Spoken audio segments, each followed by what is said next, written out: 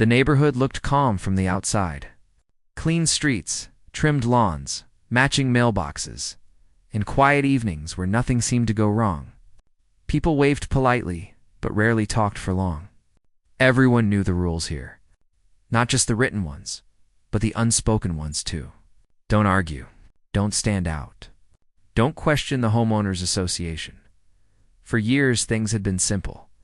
The HOA handled basic maintenance, collected fees, and sent the occasional reminder about trash bins or paint colors. Most residents accepted it as part of living there. They paid, they followed the rules, and they kept moving. Complaining felt useless, and challenging the board felt risky. One homeowner had lived there for a long time. He worked steady hours, paid his dues on time, and kept his place clean. He wasn't loud. He didn't host parties. He didn't argue with neighbors. He believed that if you followed the rules, you'd be left alone. That belief worked well for many years. Then slowly things started to change. It began with small letters, polite at first. A reminder about a minor issue that didn't seem real. Something about a measurement being off by a few inches. He checked. It wasn't. He shrugged it off and moved on. A few weeks later, another letter arrived. This one sounded firmer. It mentioned continued non-compliance. That confused him. He hadn't ignored anything. He reviewed the rules carefully, line by line, making sure he hadn't missed something. Everything looked fine. He sent a calm reply, explaining the situation and attaching photos. Days passed. No response. Then the notices became more frequent. One claimed his property violated a guideline. It didn't exist in the current rulebook. Another warned of possible fines if corrections weren't made within a short deadline. Each letter carried a more serious tone. The words felt heavier, more threatening, even though nothing had actually changed on his property. Neighbors started to notice. A few asked quietly if he was having HOA trouble. They spoke in low voices, glancing around as if someone might be listening. Some admitted they'd had similar letters in the past, but gave up trying to fight them. It was easier to comply, even when it didn't make sense. The HOA board members became more visible around the neighborhood. Clipboards in hand, phones out, taking pictures. Standing on sidewalks longer than usual, watching, measuring, writing things down.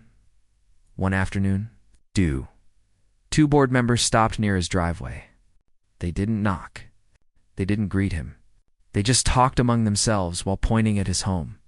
When he stepped outside and asked if something was wrong, they gave short answers and said they were doing their job. Their tone felt different than before. Less neighborly. More authoritative. Another letter arrived soon after. This one included a fine. Not huge, but enough to sting. It demanded payment within 10 days or more penalties would follow. It also warned of further action if compliance was not confirmed. He felt a knot form in his chest. This wasn't about rules anymore. It felt personal. He requested a meeting with the HOA board, hoping to clear things up face to face. The meeting was scheduled weeks later. When the day came, he sat across from a table of people who barely looked at him. They spoke and rehearsed phrases, repeating policy lines without listening to his explanations.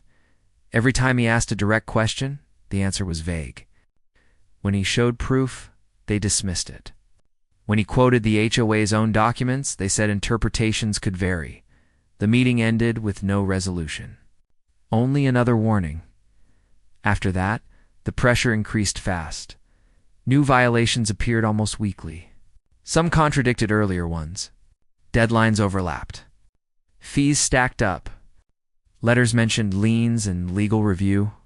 Words like enforcement and compliance action appeared more often.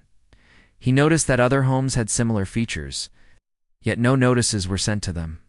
The uneven treatment was obvious. When he brought this up, the HOA said enforcement was case by case. At night, sleep became harder. The stress followed him everywhere. He worried about his home, his savings, and his future. All over rules that didn't make sense. Still, he didn't lash out. He documented everything. Saved emails. Took photos. Read the bylaws again and again. Something wasn't right, and he knew it. One evening, a neighbor stopped by quietly. They spoke in hushed tones near the fence. The neighbor admitted the HOA had tried similar tactics before, but usually backed off when people complied quickly. They don't like resistance, the neighbor said. They push harder when someone doesn't fold. That explained a lot. Soon after, the HOA escalated again. A certified letter arrived, warning of possible legal action if the ongoing violations were not resolved immediately.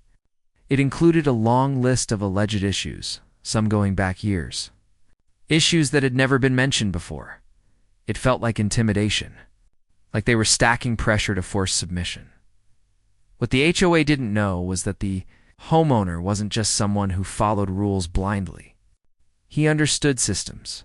He knew how authority was supposed to work. And he knew the difference between real power and abused power. Late at night, he began researching more deeply. Not just HOA rules, but state laws, federal boundaries, and past cases involving similar overreach. He noticed patterns. Certain actions the HOA was taking didn't match their legal limits. Some of their threats went beyond what they were allowed to do. He didn't panic. He didn't rush. He stayed quiet. From the outside, it probably looked like the HOA was winning. The letters kept coming. The fines added up on paper. The board walked taller around the neighborhood. But behind the scenes, something was shifting. He gathered documents carefully. Old records, meeting minutes, property filings, small details others would miss. He noticed inconsistencies in dates and authority claims. He realized the HOA was leaning on fear more than facts. The more he read, the clearer it became. The HOA had grown used to people backing down. They assumed everyone would. They assumed wrong. By the end of that month, the homeowner had a clear picture of what was happening. This wasn't just strict enforcement. It was overreach. And it had crossed lines that couldn't be ignored forever. The neighborhood stayed quiet. Lawns stayed trimmed. The HOA kept sending letters, but the calm was breaking underneath, and the HOA had no idea that their next move would bring attention they never expected. The homeowner had thought the letters and fines were the worst the HOA could do, but he quickly realized he was wrong. The tension that had been simmering for weeks started boiling over. Each day brought something new, and each letter felt heavier than the last. The HOA seemed determined not just to enforce rules, but to make a point. It felt personal, like they wanted to break him down. To prove they could push anyone into submission, he began to notice their tactics shifting. It wasn't just paperwork anymore. Board members started appearing more often in the neighborhood, lingering near his home longer than necessary. They claimed they were inspecting properties, but they never approached the neighbors who had minor imperfections or issues. Their focus was always on him. They measured, they photographed, they recorded everything they could find. Even when he stepped outside to speak calmly, their answers were cold, clipped, and rehearsed. One morning a neighbor called him quietly, a little shaken. "I saw them again," the neighbor whispered. "They were standing by your fence. They took pictures of your garage doors and windows. I don't think they were just checking for something small. They were observing." It wasn't threatening in words, but in tone it was clear. The neighborhood had become a stage, and he was the main act under constant scrutiny. Despite the intimidation, he refused to back down. He responded to every letter, keeping his tone calm and polite. He included photos, invoices, and any documents that could prove he was following the rules. Sometimes he thought about ignoring them, letting the fines pile up, but he knew that would only give them an advantage. So he continued documenting every interaction meticulously, every email, every letter, every knock on the door. He even recorded dates and times of the board members' appearances around his property. The HOA notices grew more absurd. One claimed that a decorative feature on his porch didn't comply with regulations. Another insisted that shrubs in his yard were overgrown, though they were neatly trimmed. They sent demands for immediate correction with impossible deadlines. Some of the letters implied that non-compliance could lead to legal action, while others mentioned liens that could be placed on his property. The stress became heavier with each passing day. But he stayed focused.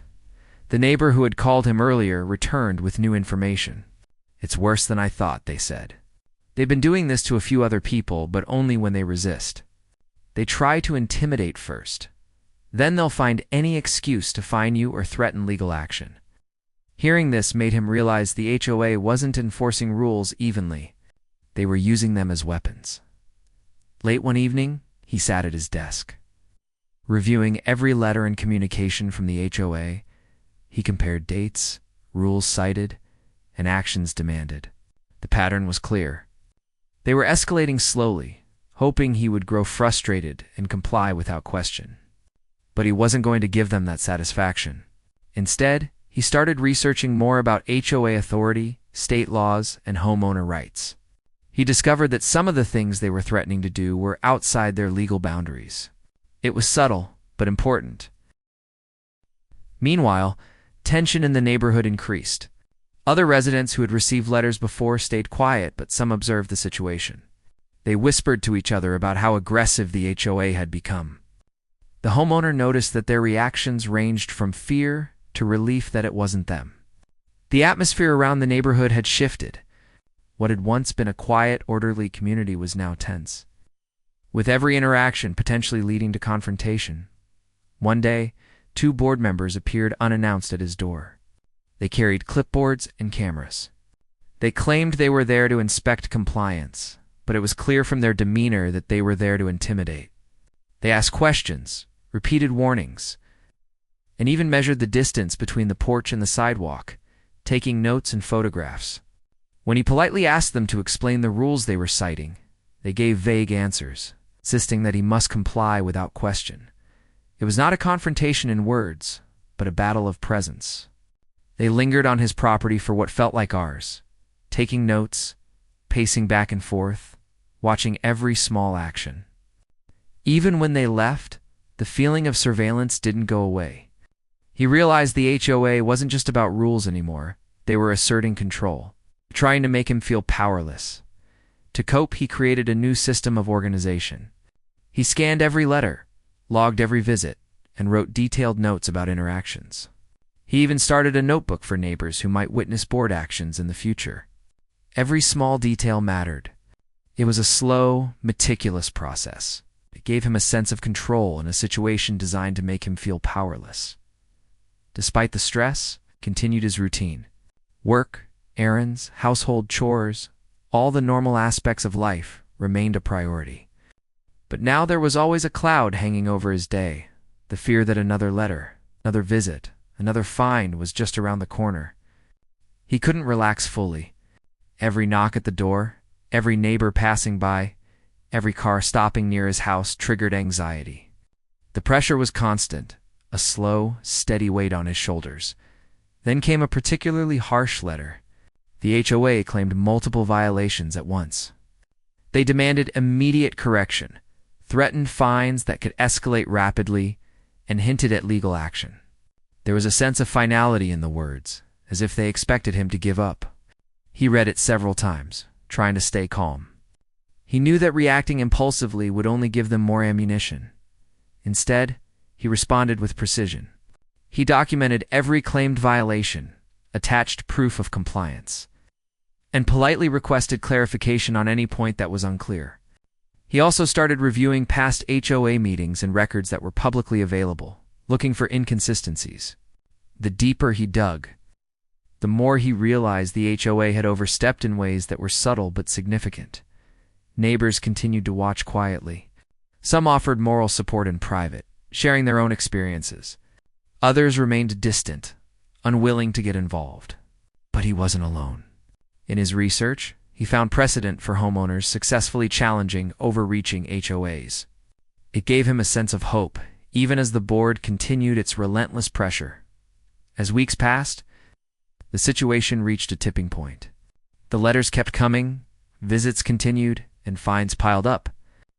The HOA seemed almost confident that their intimidation would work.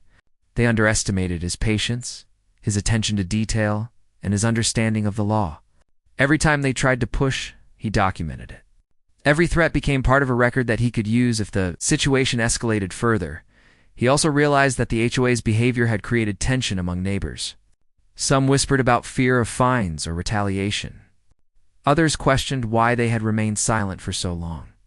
The balance of power in the neighborhood was shifting subtly. People began to notice that the homeowner wasn't reacting in fear. He wasn't paying the fines blindly. He wasn't complying with every demand. He was staying firm, calm, and methodical. One afternoon, the HOA sent another notice that seemed almost absurd. They claimed a violation that didn't exist, citing an outdated rule from years ago. It was clear they were trying to provoke a response. But he didn't react. Instead, he filed it with the others, logged it in his notes, and waited. He had learned that patience was a weapon of its own. Reacting emotionally could give the HOA the edge they were seeking. By now, the homeowner had a clear strategy. He would not be intimidated. He would not pay unnecessary fines. He would document every interaction. He would stay within the law and let their overreach speak for itself. Slowly, he started to see the pattern of their behavior. The HOA relied on fear, not facts. They assumed compliance would come from exhaustion, not reasoning. And that's when he realized something important. The HOA had made a mistake. They were treating him like everyone else, assuming he would eventually bend. But he was prepared, knowledgeable, and patient. The rules they used as weapons could also become his shield. Every letter, every visit, every threat could be turned into proof of overreach. As night fell, he looked out at his neighborhood. The streets were quiet. Lights glowed softly in windows. The world outside his home seemed peaceful, but inside, a storm had been quietly brewing for weeks. The homeowner understood now that the next steps were critical. The HOA's intimidation had reached a level that could no longer be ignored, and he had to be ready for what came next. He had faced pressure, threats, and absurd demands, but he had not broken. The experience had sharpened his focus and strengthened his resolve. While the HOA believed they controlled the situation, they were underestimating him. Each overreach, each attempt to intimidate, only made him more prepared. The stage was set for a confrontation that would test the limits of authority, patience, and knowledge.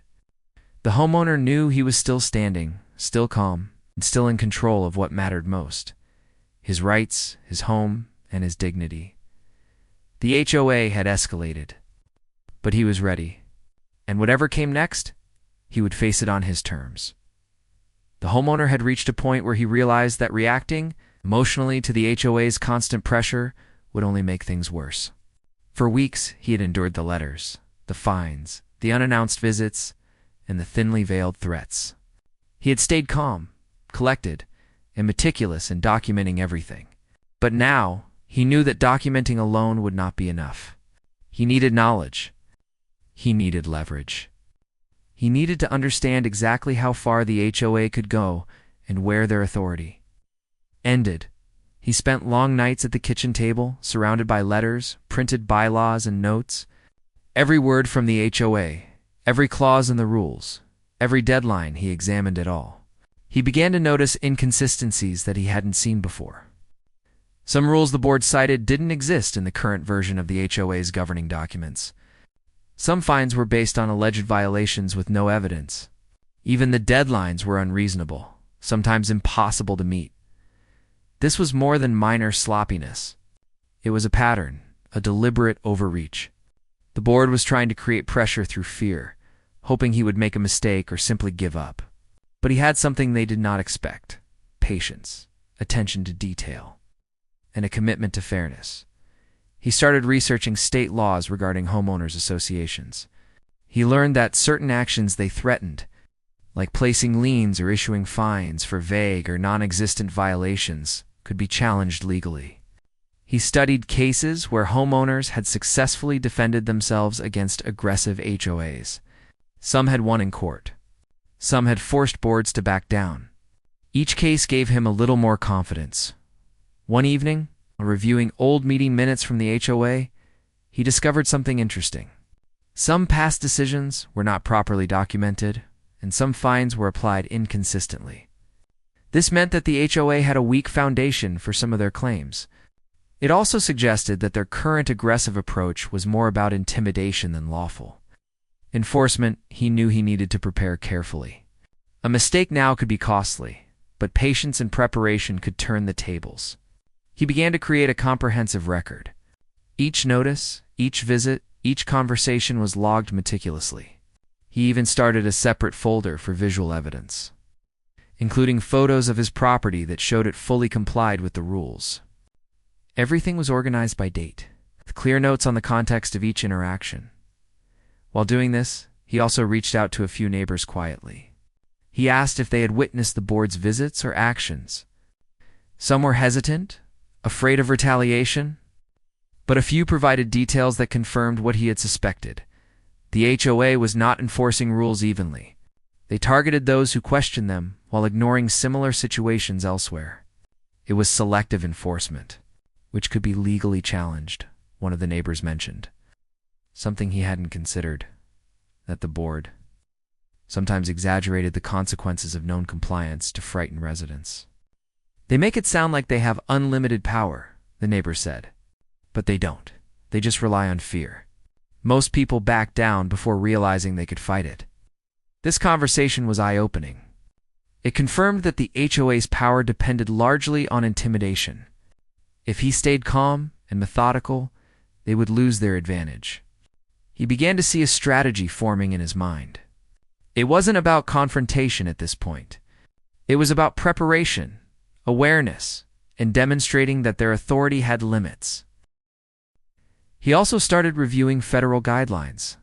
While HOAs operated under state law, there were federal protections for homeowners that boards sometimes overlooked. Certain aggressive or threatening behaviors could be considered harassment or overreach.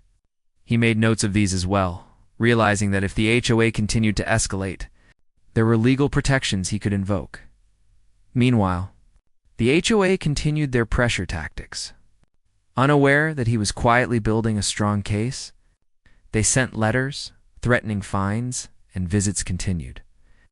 The board appeared more confident each day, assuming that the homeowner would eventually comply out of frustration or fear. But he did not.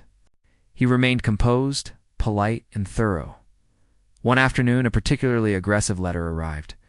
It claimed multiple violations, some dating back months, with fines accumulating rapidly. It implied possible legal action if compliance was not confirmed immediately.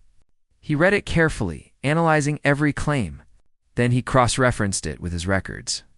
Every alleged violation was either non-existent, misstated, or inconsistently enforced. He wrote a calm, detailed response to the board, explaining exactly why each claim was invalid, and attaching supporting evidence. This response was different from his previous replies. It was firm, precise, and backed by documentation. He made it clear that he was aware of his rights and the HOA's limits. He did not argue emotionally, nor did he apologize. Instead, he relied on facts, logic, and law. The next day, a board member appeared near his property, clipboard in hand. The homeowner observed silently from inside, noting the visit in real time. The board member measured a bush, took a photo of a door, and jotted notes. But the homeowner had anticipated this. He was ready to record everything, ensuring there was no ambiguity. Each visit, each measurement, each interaction became another piece of evidence in the larger picture he was building. Over the next week, he continued reviewing legal precedents.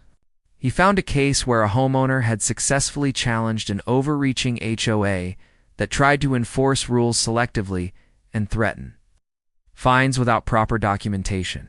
The similarities were striking. The homeowner in that case had documented every interaction, responded calmly but firmly, and eventually forced the HOA to withdraw their claims. Reading this story reinforced his belief that patience and preparation could win. He also began to consider how neighbors might react if the board continued their tactics. Some had remained silent, but others had grown uneasy. If they saw the board overstepping repeatedly, it could encourage collective scrutiny, even if neighbors didn't join him directly. Their observations could add weight to his position. Then came an unexpected moment of clarity. While reviewing old HOA records online, he discovered a rule about board authority that had been misinterpreted in recent letters. It stated that certain fines required prior notice and a formal hearing, which had never been offered in his case. This was significant. The board had skipped steps they were legally required to follow. This misstep could become a key leverage point. Armed with this knowledge, he decided it was time to be more proactive. He drafted a formal letter requesting clarification on the fines, the alleged violations, and the procedures followed. He attached documentation proving compliance and politely referenced the section of HOA rules that required proper notice. His tone was professional, firm, and unwavering. At the same time, he kept a careful eye on the board's behavior. He observed meetings, read minutes, and noted inconsistencies between what was written and what was enforced. Each detail strengthened his position. He began to see the HOA's tactics as predictable rather than intimidating. They relied on fear, assuming residents would back down without question. But he was not most residents. Neighbors who had previously stayed distant began to speak quietly among themselves. They noticed the board's relentless focus on him and wondered why others weren't being treated the same way. Some approached him privately, sharing their own stories of minor letters or fines that had been overlooked. It became clear that the HOA was targeting residents selectively, which could be seen as unfair and potentially unlawful. The homeowner continued to gather evidence, documenting everything in an organized manner. Photos, letters, notes on visits, timestamps, everything was logged. He even created a timeline of events, showing how the board escalated from polite reminders to aggressive threats. This timeline would be useful if the situation moved toward formal legal action or mediation. Through all of this, he remained calm in public. When neighbors passed by, he smiled and waved. He kept his yard neat and his routine normal. Inside, he was focused, methodical, and determined. Every move he made was intentional, a calculated response to the HOA Overreach. One evening, after weeks of research and preparation, he realized he had reached a turning point. He wasn't just defending himself anymore. He was ready to challenge the board's assumptions and demonstrate that their authority had limits. He knew the HOA relied on fear and submission, and he had neither. He had facts, evidence, and legal knowledge on his side. The homeowner understood that the next interactions would be critical. The board had escalated repeatedly, assuming he would comply, but he had built a strong foundation to respond strategically. Every letter, every visit, every threat had been anticipated and documented. He had prepared for this. Now, the story was shifting. The board's overreach was about to meet someone who would not be intimidated, someone who knew their limits, and someone who would turn their own tactics against them. The homeowner felt a sense of quiet confidence. The next phase would not be about fear or intimidation. It would be about facts, procedure, and the law. He sat at his desk, reviewing his timeline one last time before preparing his next response. The documents were clear, the evidence was solid, and his knowledge of rules and procedures was strong. He was ready for the next step, ready to show the HOA that authority has limits, and ready to demonstrate that overreach can backfire when faced with patience, preparation, and careful strategy. He looked out the window at his quiet neighborhood. The streets were calm, but a storm had been quietly brewing for weeks. And now, he was prepared for it.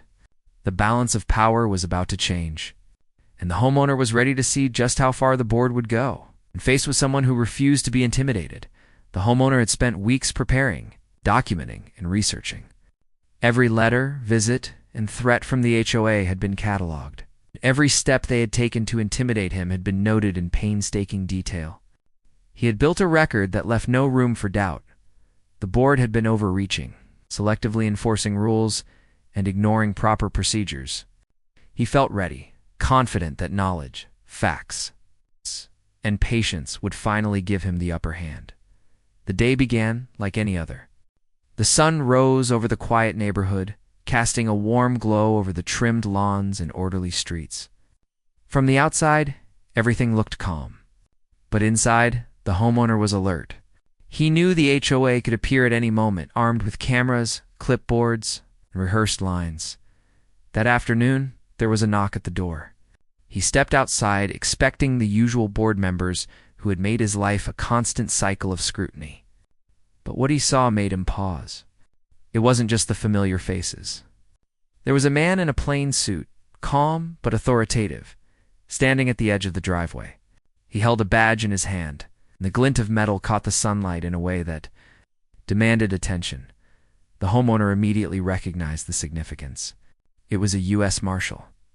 He had seen the badge flash once, and it was enough to command respect. The board members who had come to intimidate him were suddenly frozen, their confident expressions faltering as they glanced at the badge. Their posture shifted from dominance to uncertainty. For a moment, no one spoke. The calm authority of the Marshal filled the space, placing the tension with a new kind of pressure, one that the board had never faced. The homeowner remained calm but composed, stepping back slightly to let the situation unfold.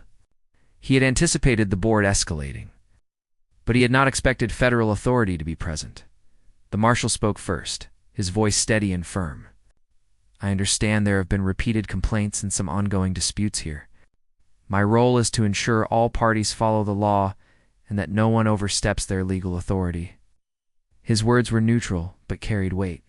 The board members exchanged nervous glances, their prior confidence beginning to crumble.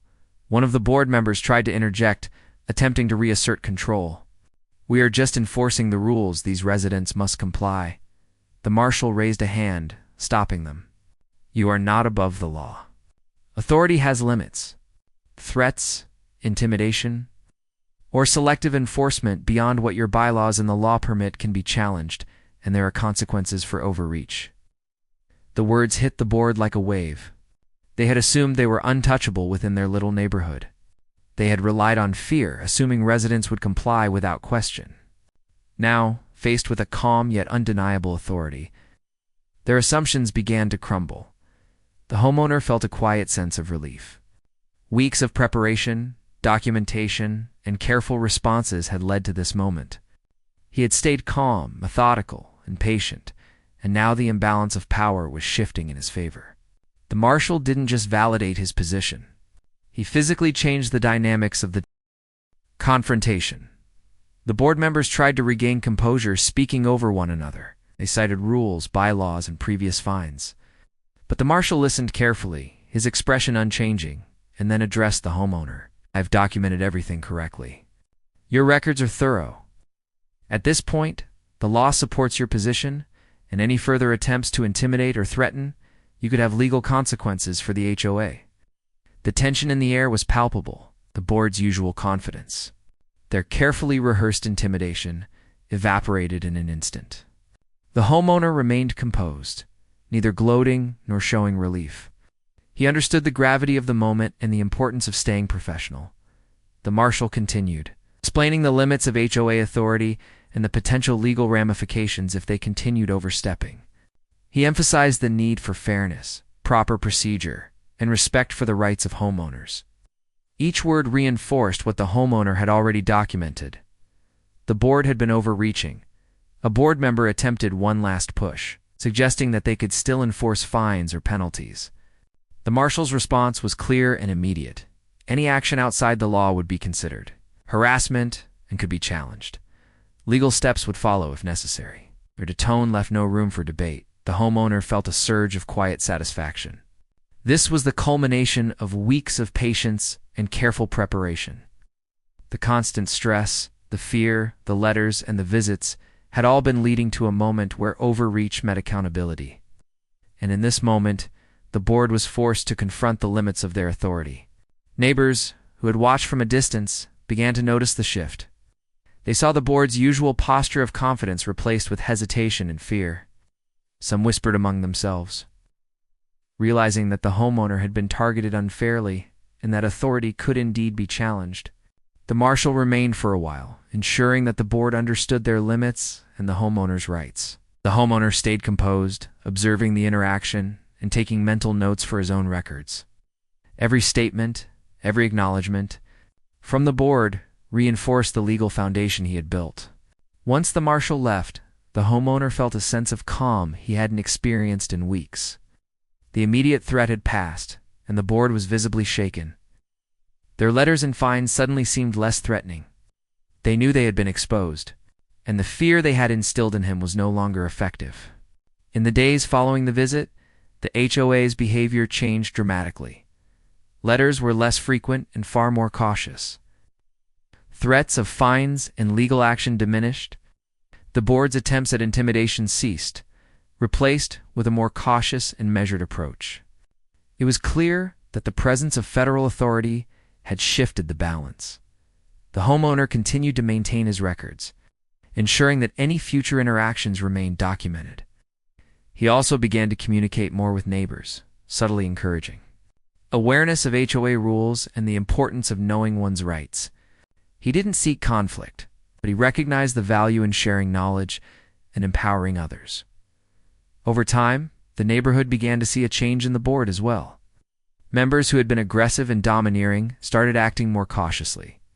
Meetings were conducted with clearer communication and adherence to proper procedure. The atmosphere, while still orderly, felt less tense.